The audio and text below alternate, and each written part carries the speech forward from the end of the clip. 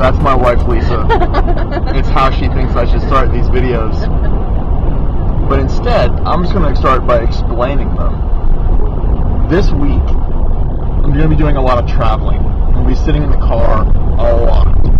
So, thought I'd bring a video camera along and do a little video devotional that we could post up to the internet.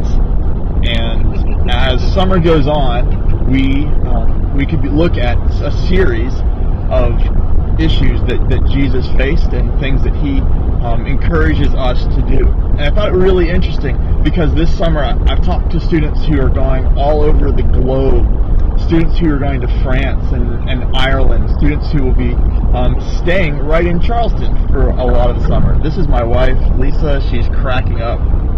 Ireland. I think, though, it's really interesting because Jesus traveled a lot. And some of you travel all over the place. And it's really interesting that wherever he went, the kingdom just seemed to follow. So, part one of this video devotional, to kick things off, find a Bible, look up Mark chapter 6, verses 1 through 13. And go ahead and read them.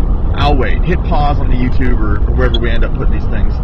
Or, if you're looking for a great way to read Scripture online, New Version, YOUVERSION.com or BibleGateway.com is a great place to look up Scripture.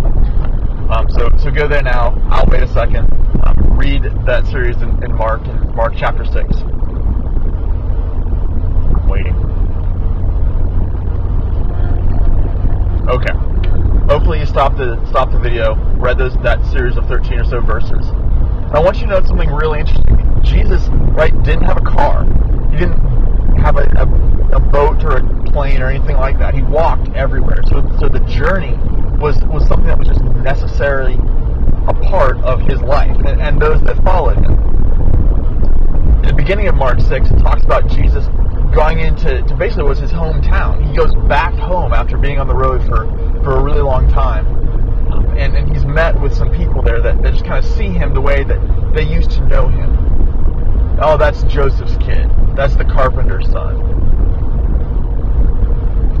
Later on in Mark, it says that he actually sends out those who were close to him, his disciples, and wherever they went, he instructed them to take the gospel.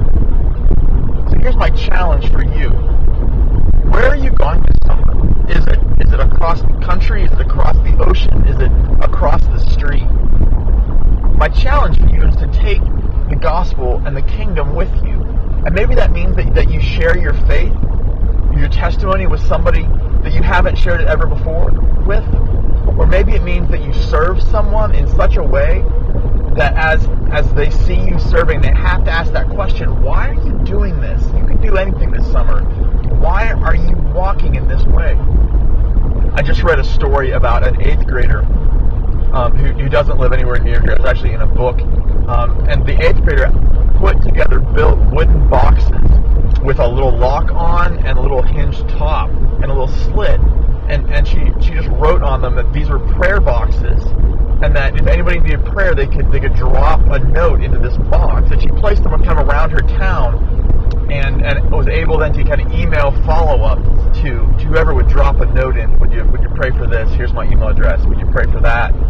It's anonymous. Would you pray for this? Just interesting things like that to bring the kingdom into different parts of our community.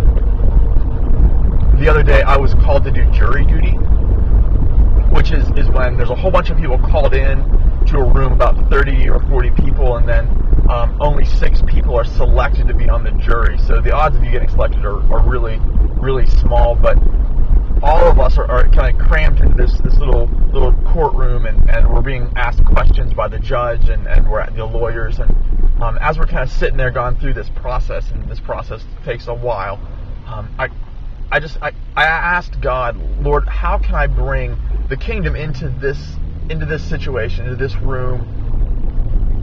And I didn't really think much more of it, and I was answering the judge's questions, and I sat back down, and we had kind of a break, or a recess. And the guy next to me, who was a city cop, he was a police officer, and I asked him if he knew one of our neighbors who also was a city police officer. And as we got to talking, he started asking about where I go to church and about how I follow Jesus and what that means, and if there was a way that his kids could get involved. He has two sixth grade, because a set of twins are in sixth grade, and I just had this opportunity to invite him into our community and invite him to give us a try at St. Andrews, and said, listen, we'll find us and we'd be happy to sit with you and just welcome you into our community. It can be something as small as that, or it can be something as monumentous as praying with somebody as they take that first step, as accepting Christ as their Lord. Those are big things.